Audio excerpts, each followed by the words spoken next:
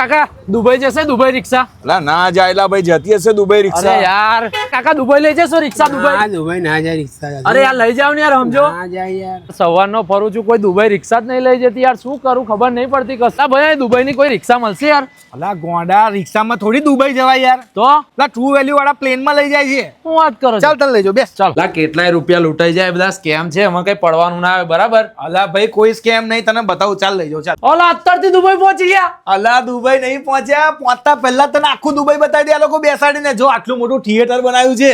ગજબ છે ને યાર. પણ યાર આ ટિકિટ બિકિટ નો ખર્ચો એ તો પછી લોચા ના પાડે ને છેલ્લા એન્ડ ટાઈમ પર. અલા કોઈ ભાઈ ખર્ચો નહીં. આ લોકો તને એડવાન્સમાં 6 મહિના પહેલા ટિકિટ બુક કરીને આપી દે ફ્લાઇટ ની. અલા પણ તઈ જઈને તો આપણે રખડવાનું જ ને.